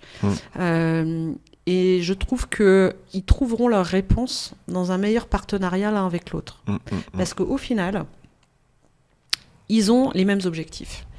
Ils ont le manager, son rôle, il est quand même de manager des équipes, de faire en sorte que ces équipes soient au top de leur énergie, au top de leur engagement, capables de délivrer le business et les services associés le mieux possible, avec un niveau de qualité croissant, hyper performant, résilient parce que capacité de s'adapter, de changer, etc. Et le RH, il doit aider le manager à faire tout ça. Mais le RH lui-même, il est pris dans l'administratif, des sollicitations qui lui viennent de toutes parts. Et donc, il faut qu'on soit très clair, et je pense que c'est la même chose pour le manager, il faut qu'on soit très clair sur le rôle de chacun. Et il faut en revenir, alors là, j'en reviens à un basique de la fonction RH, les fiches de poste. Quand on a une fiche de poste et qu'à un moment donné, la vie fait qu'on accumule des choses qui ne sont pas dans la fiche de poste, il faut qu'on regarde. Il faut qu'on prenne le temps de changer la fiche de poste. Et ça fait partie des choses où on améliore, mais on se dit, mais parmi la liste de priorités que je dois faire au quotidien, est-ce que c'est vraiment est-ce qu'on arrive à finalement la mettre en haut de la pile, sachant tout ce qu'on a à faire, quoi. C'est très important. En fait, on peut pas... Déjà, un manager et un RH, c'est des personnes qui sont des êtres humains, qui ont 24 heures dans une journée, à qui on demande beaucoup de choses. Ce qui nous amène à quoi ? À faire un constat, je ne sais pas si vous le partagez, mais qu'il y a de moins en moins de personnes qui veulent devenir manager. Ça, c'est une réalité. C'est de moins en Pas moins. en- Toi, je le vois Oui, au j'ai quotidien, des gens Angie. qui me disent mais non, mais en fait, c'est trop de responsabilités, Ouais, plus de contraintes que de. Ouais. trop de contraintes. J'ai l'impression d'être pris en ciseaux en permanence. Ouais. Et si c'est pour être que dans le reporting, alors que la promesse du manager, c'est coacher des équipes, les emmener d'un point A à un point B, Allez, faire grandir. les Hein. faire grandir, etc. Bah, ma réalité, c'est le contraire, c'est que je dois reporter à quelqu'un à qui je dois faire du reporting permanent. Puis Gérer les choses pas agréables pour pas pas dire agréable. autre Il y en chose. a dans tous les métiers. Ouais. Tous les métiers, on a tous notre lot de choses pas agréables, rébarbatives. Mais en etc. tant que contributeur individuel, c'est nos choses pas agréables. Alors Voilà. que là, c'est les choses de son équipe. Et Ouais. du coup, c'est aussi Et c'est puis on lui demande, énergivore aussi. on lui demande et puis c'est des fonctions en fait qui pallient au dysfonctionnement. Donc c'est pour ça que se poser, alors, je parle de la fiche de poste, mais se poser aussi sur les processus, sur l'organisation. Je trouve que une des compétences en fait d'un DRH, c'est aussi monter en puissance sur le design des organisations. Mais ça veut dire quoi ça? Ça veut dire challenger une organisation dans le détail. Est-ce que en organisant le business, en organisant un service fonctionnel de telle façon, est-ce qu'on apporte plus de simplification ou plus de complexité? On nous dit souvent, c'est complexe, vous empilez des choses, Des couches, finalement, ouais, vous simplifiez pas. Donc avoir la simplification comme boussole, c'est hyper important. Est-ce que ça nous permet d'être plus performants ou est-ce qu'au contraire, ça nous alourdit et, en termes de coûts, etc. Et puis, en termes d'expérience, est-ce que ça facilite l'expérience du manager, l'expérience du collaborateur, l'expérience générale dans l'entreprise? Est-ce que ça nous aide à attirer ou au contraire, est-ce que ça fait fuir les gens parce que nos organisations sont... Et ça, je trouve qu'un DRH, s'il ne fait pas ça, il passe à côté aussi d'une partie de sa fonction, qui n'est pas que... justement les relations humaines, etc. Il y a aussi un côté stratégique, design d'orga. Ouais. Et donc ça, dans les compétences, s'il y a des jeunes étudiants RH ou des jeunes RH qui nous écoutent, vraiment d'appuyer cette compétence-là, c'est très important. Toi, tu vas sélectionner un DRH aussi en fonction de si tu es mis à contribution par NJ pour dire on a besoin de recruter un nouveau DRH pour tel ou tel GBU, tu vas aller chercher ce type de compétences-là. Ouais. Et ce type d'appétence-là. Ouais. On peut que être convaincu par ce sujet-là. Et c'est un sujet qui mérite d'être développé, d'être approfondi. Et nous, c'est ce qu'on adore partager aussi. La compétence en gestion... typiquement, dans cette étude-là, on disait quelles sont les compétences que dans les fonctions RH qui doivent être développées demain. Et c'était gestion du changement, gestion de projet, gestion des données aussi, on n'aura peut-être pas le temps d'en parler aujourd'hui. Mais c'est des classiques. Je souscris, gestion des données, pour nous c'est très important aussi. Enfin, dans les fonctions RH, ça devient critique. Et je me dis, on va peut-être commencer à conclure, comme ça on peut finir en douceur. Ouais, j'avais juste une question qui va permettre de gentiment glisser vers la fin. T'as dit quelque chose moi qui m'a marqué, c'est il faut que les HRBP ou RRH avancent main dans la main avec les managers. Ce serait quoi les 3 conseils que tu pourrais donner à une HRBP, un ou une HRBP qui se dit ok, moi j'arrive pas justement à créer ce lien là aujourd'hui, comment je m'y prends si je peux le faire intelligemment? Alors, on va du coup venir au sujet de la data, parler le même langage qu'un manager. Je pense que pour créer un partenariat, il faut s'intéresser à l'autre, il faut s'intéresser à ses contraintes, à ses opportunités, à ce qui le fait, ce qui le drive en fait, il sera heureux si qu'est-ce qui se passe derrière, et donc comprendre son interlocuteur. Et souvent, les managers sont aussi beaucoup sous pression du résultat financier, par exemple.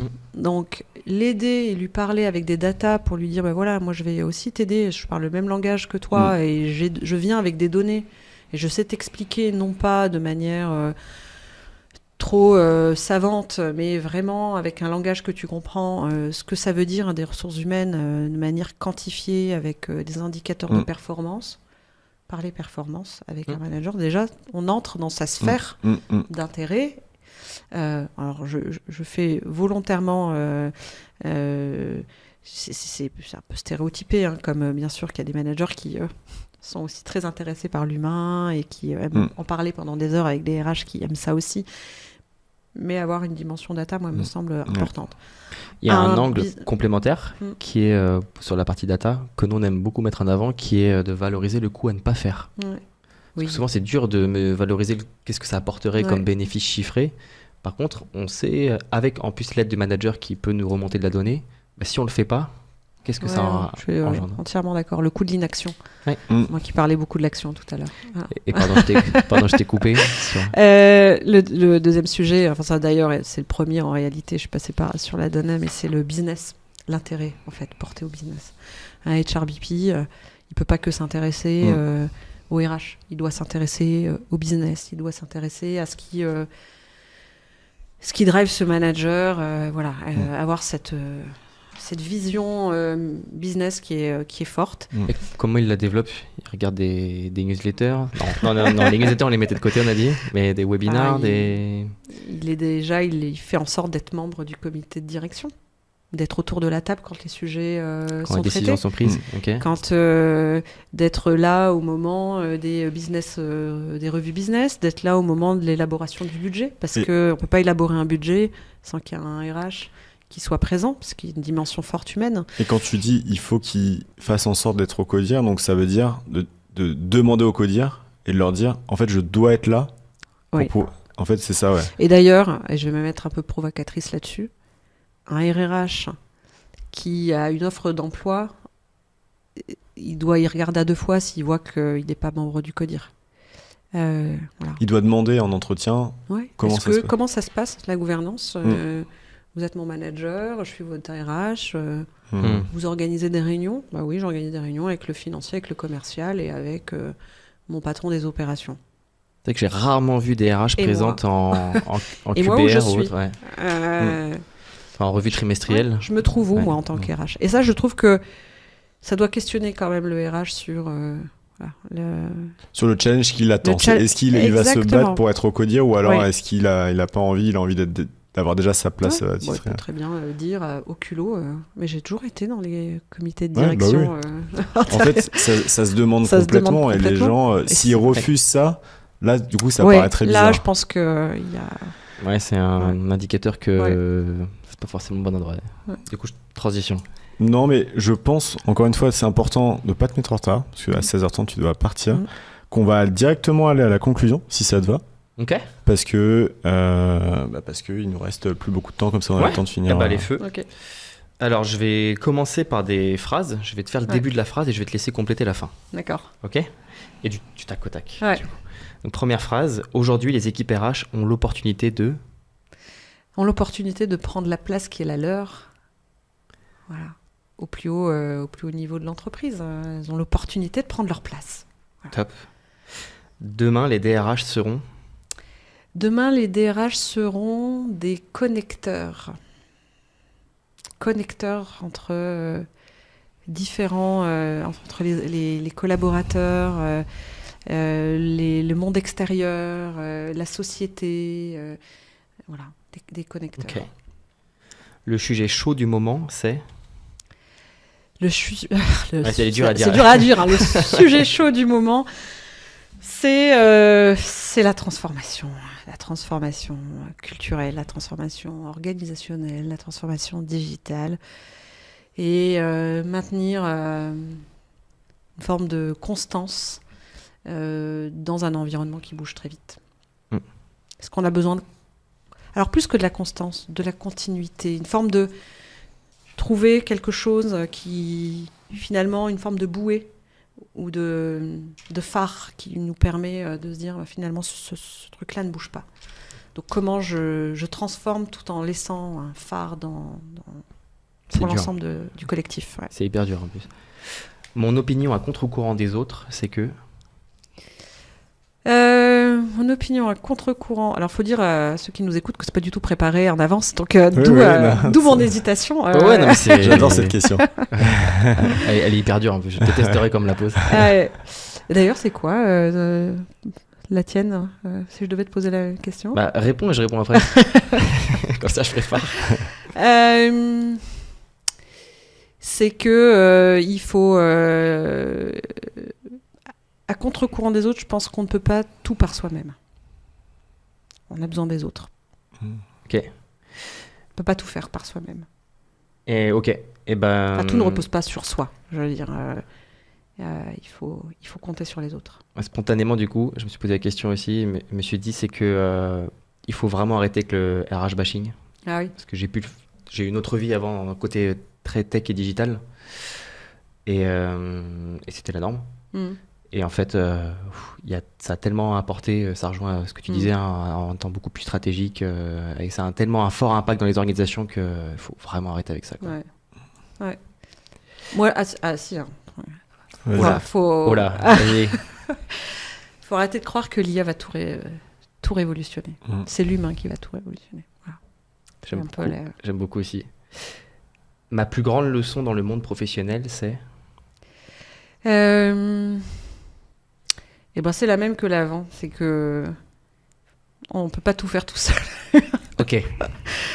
Que celle d'avant, voilà. On peut pas tout faire dire, tout seul et on doit compter sur les autres. On peut tout avoir tant qu'on ose le demander. Voilà, exactement. Oser demander, voilà, tout à fait. Ok, super, bah merci pour tes réponses, Farouja.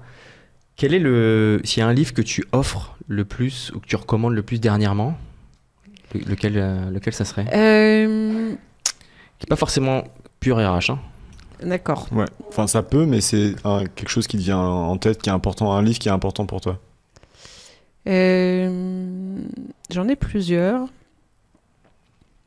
Mais moi, un livre qui m'avait beaucoup marqué, c'était Au revoir là-haut, voilà, de Pierre Lemaitre, et voilà, que j'ai beaucoup aimé sur la Première Guerre mondiale. Et la résilience et la poésie de ce livre, ce que ça implique. Voilà, donc c'est un livre que j'offre volontiers parce que d'une part il m'a beaucoup touchée et je le trouve extrêmement beau. Et moi la résilience c'est un peu ce qui un de mes marqueurs. Un de tes marqueurs, ok. Et si tu pouvais glisser un mot dans le creux de l'oreille de Farouja qui vient d'être tout juste accepté en Canada en échange, qu'est-ce que tu pourrais te glisser Enjoy. C'est que le début. Voilà. Trop bien. Génial. Et comment est-ce qu'on peut te contacter si les personnes ont... Alors, je vais pas dire LinkedIn parce que je suis débordée donc pas LinkedIn. Mais n'hésitez pas. T'as le droit de dire qu'on peut pas te contacter. Hein. C'est très dur c'est très dur parce que quand j'étais plus jeune, je contactais des gens, ils me répondaient pas, et je me disais, mais moi, quand je serais à leur place, je répondrais. En fait, c'est très dur de répondre à tout le monde. Donc, 1000 excuses à tous ceux qui m'écrivent et auxquels j'ai du mal à répondre. Voilà. Donc ça, c'est d'une part. On est d'autant plus content d'avoir réussi à échanger avec toi et t'avoir pris un petit peu de temps pour ce podcast. Mais voilà, parce que je réponds en revanche quand on commente mes posts sur LinkedIn. Voilà. Elle est forte, elle est très forte. Voilà. Ah oui, il faut apporter de la valeur avant. Oui. Voilà. Ah oui, super. Mais mon adresse c'est mon prénom, mon nom @ng.com. Mais là, je réponds plus facilement sur les mails. Trop bien. Donc n'hésitez pas. Ça marche. Et pour terminer, on voulait te faire un petit cadeau. Ça va peut-être être une nouvelle tradition pour le podcast. Alors, c'est la première fois qu'on le fait. Ah, mais je suis hyper touchée. Mais fallait pas. Non, mais c'est pas grand-chose. Et surtout, il y a deux petites choses. Et la première que tu as pris, c'est un livre qui a été recommandé par... bien sûr. Ouais, bien sûr. Qui a été recommandé par Jérôme Frito. Donc, Jérôme Frito, c'est pas la dernière personne qu'on a interrogée, c'est l'avant-dernière. Mais voilà. La vertu de l'échec. Là, j'adore Charles Pépin. Je suis allée le voir il avait fait conférence. Une conférence. Ouais. C'est son ouvrage précédent m'avait beaucoup. C'était Comment vivre avec son passé. Et ça m'avait beaucoup marqué. Voilà. Donc, je suis ravie de. Merci beaucoup. C'est le livre de Jérôme Frito. Voilà, merci, c'est celui Frito. qui nous a partagé. Et du coup, certainement, le livre que tu as proposé sera pour notre prochain invité. Parce qu'on a envie de créer un lien aussi entre vous. Vous connaissez peut-être pas, mais au moins vous avez, voilà, t'as un cadeau indirect de Jérôme, donc Super, merci pour l'attention. avec plaisir. Et après. Il y a un deuxième. Et après c'est les chocolats parce qu'on est gourmand. On est gourmand, voilà. C'est super, ça, j'adore les on chocolats. adore Alors, Patrick Roger, c'est super bon. Et du coup, il faudra que je Merci, ramène des vous êtes chocolats adorable, belges. À un moment, ouais. Faudra que je ramène des chocolats belges parce qu'ils savent Mais je vais il revenir, y a un en gros fait. niveau de jeu. C'est Il y bien. aura un épisode 2 C'est ou bien l'idée. Carrément, peut-être qu'on va évoluer sur les formats, on pourra faire peut-être avec plusieurs de nos invités qui sont déjà passés. Enfin, Peut-être des tables rondes, réfléchir, on verra, ouais. mais ouais, nous on sera très En tout cas, contents. on va faire de- différemment. On va faire différemment. Merci Nicolas, merci Ulysse pour ces 2 cadeaux, et merci Jérôme pour. On lui pour dira parce qu'il n'est pas au l'échec, courant, mais il faudra qu'on lui dise. Ouais, faudra le vivre. Ouais, Ah, c'était un plaisir. merci beaucoup pour ton temps et ton partage en toute transparence et franchise. Ouais. On l'a ressenti. T'étais cash, c'était Ouais. cool. Et au plaisir de te recroiser prochainement, Farouja. Ouais, merci Merci beaucoup à tous d'avoir écouté jusqu'au bout l'épisode. C'est à peu près 1h30. C'était passionnant, nous on a adoré. C'est pour ça qu'on fait cet épisode. Très égoïstement, c'est qu'on passe des moments excellents à chaque fois. Donc merci encore. Vous avez accès à ce podcast sur votre plateforme de podcast préférée. N'hésitez pas à mettre des commentaires, n'hésitez pas à le partager autour de vous s'il vous a plu. Et puis on vous dit à bientôt. Ciao. Merci, bientôt. Au revoir.